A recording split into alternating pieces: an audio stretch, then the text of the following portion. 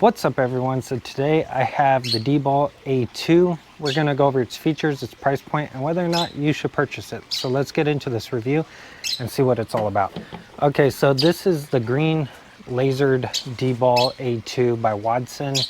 Okay, before you are like, oh, it's a cheap Chinese knockoff. Well, yeah, it is. But for a fraction of the cost, like a real small fraction of the cost, for your airsoft air and paintballers, this is a 5-watt laser, so it puts out 5 watts, which typically all your cheap stuff, even the professional stuff, will not put out that high-powered laser because of potential eye damage, okay? So it comes in red and green. This box is hard shell. It's fully, whoa, so everything did fall out. So it's fully foamed. It's really nicely foamed. They have their logo cut into the foam itself, which is pretty neat. Okay, you have stickers to brand it, so you could put red, green, and blue, so they must have a blue option as well. Okay, the trademarks depending on what you have. You have an instruction, really nice layout. You have a leaf, so this is a front sight. This one's actually metal, okay, because this is metal. This is not the plastic one, okay? You have your pressure switch and a CR123 battery. Okay, so this Dbal A2 is all metal. They come in plastic, they come in metal, and you have the option to get green, red, or blue lasers on this because this is a replica, it's not the real deal. But for a fraction of the cost, if you're trying to make a paintball marker, airsoft marker look like the real deal, this is a good alternative. Okay, so for the price point that these come in at, you're going to be looking around 250 bucks. Okay, because this is a 5-watt laser and it's metal. There are the cheaper ones that are not 5 watts. They're way under 5 watts, and then also they're not metal, so you'll get those around 50 to 100 bucks. This one here in particular, I got for way less than the retail price, of course, and it was brand new, okay? So let's go over its features and what it comes with.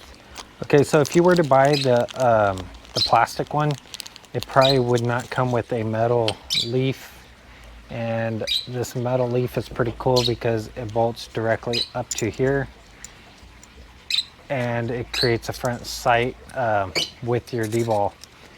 If you were to buy the real deal, this is going to be around that $1,000 range, and this is going to cost you close to 100 bucks. Okay, so keep that in mind if you decide to go with the real thing, which I do recommend if you're going to use it for its full potential. This here comes with night vision and laser and your illuminator. Okay, so everything all in one.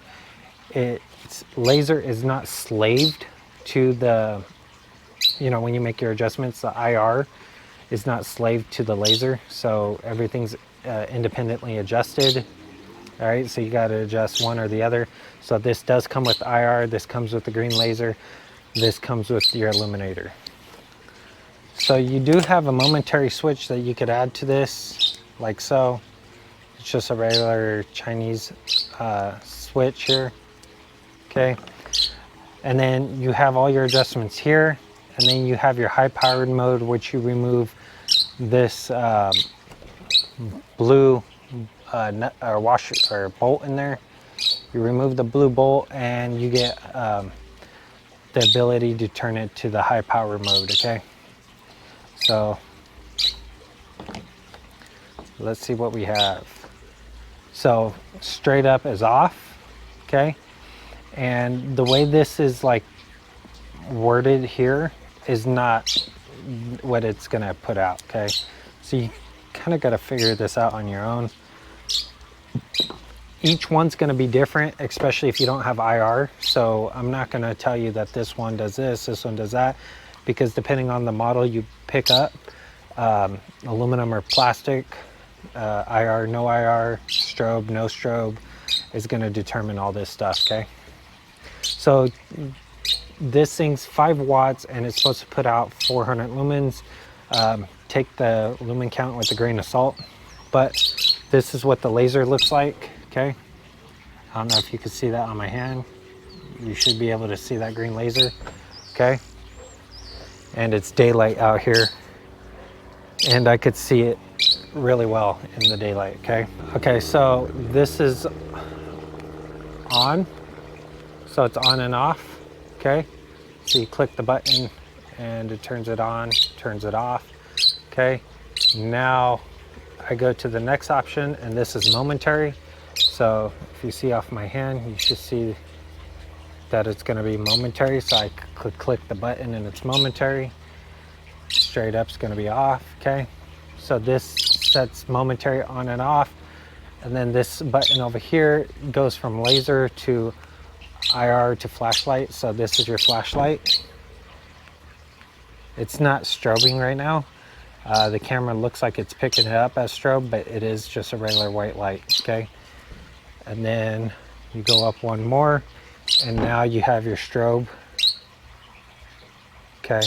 So the camera is not in sync with it. And then you have your IR, which I cannot see if the IR is on from the naked eye, but you may be able to see it through the camera, okay? So you have on, momentary, and then you have your green laser, your light, and your strobe, okay?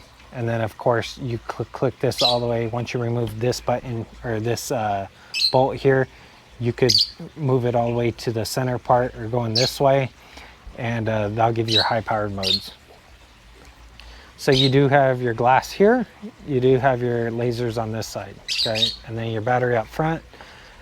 This does not work for your adjustment for your light, so you cannot adjust your light with the windage and elevation, but you can adjust your laser on this side, up, down, left to right, and then it's not slaved. So if you want to change up your IR and make it in sync, you're going to have to do that separately. So this will not do it all at the same time and keep them in line with each other, okay?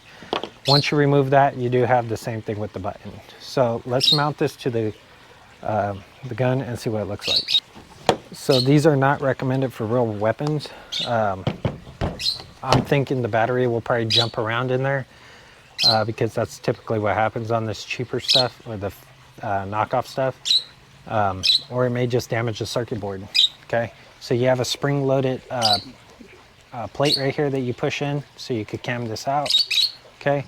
You can make adjustments by twisting this. If for some reason it doesn't fit your Picatinny rail, maybe it's out of spec, okay? You slide that on, and then you just clamp it. So as you can see, it wiggles back and forth because I need to make that adjustment happen. There's also a flat blade screwdriver here where you could make the adjustments on the other side. But for perspective, this will do the trick, okay? It sits a little high on the rail system, okay? But as you can see in the grip, in the C-clamp grip, I mean, you can reach everything, okay? So it's all personal preference in the way you like to hold it. They do have, which is coming out soon, but I do have this option too, which is an end goal, okay? A little bit lower profile. This is for another review, you'll see, okay? And we'll see what that looks like, and then also do a comparison between them. But this is what it looks like. It sits up high enough for you to mount, like if you're gonna run another flashlight here for higher power for distance, or maybe for strobe, you could also run your scope cam on here. Everything fits really nicely. So that's how it looks like. Okay, these little flaps here move out of the way pretty nice. They're rubber. They're a little bit stiff, so it holds out of the way pretty nice. And this is what it looks like. Okay, I switch over. This is not strobe, this is a constant on.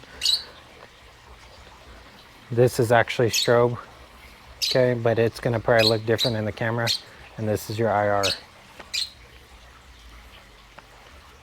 Okay, so that's that. Let me show you up close.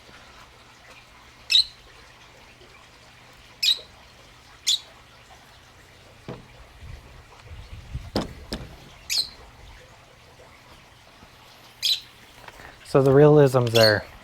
So for the verdict, do I recommend buying this? Yeah, I mean, by all means, it's a good deal.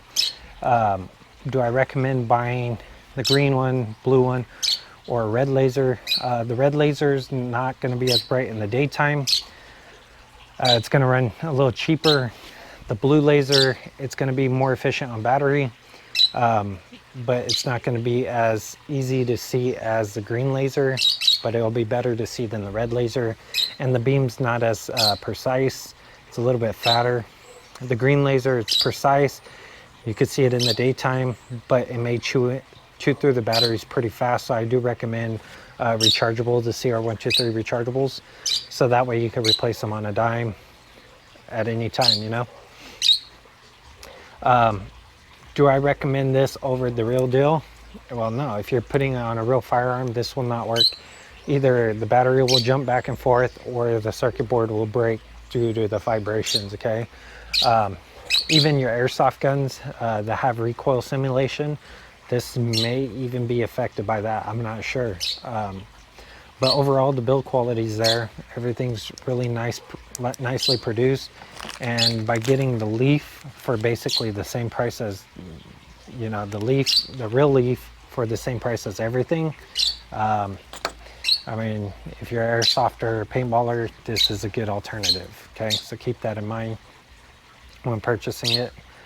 This is not the real deal, but it will get you by as far as, you know, simulating that and actually having something good.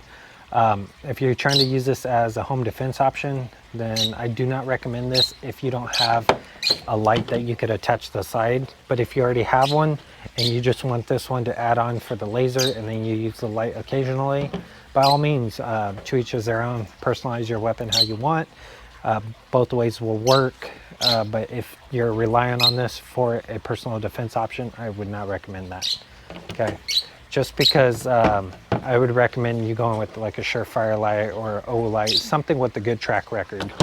That's going to complete today's video. If you like this video, give it a thumbs up. It's greatly appreciated. If you want to see content like this, and stay tuned for the next build, please consider subscribing. Until next time, I'll see y'all in the next one. Thanks for watching.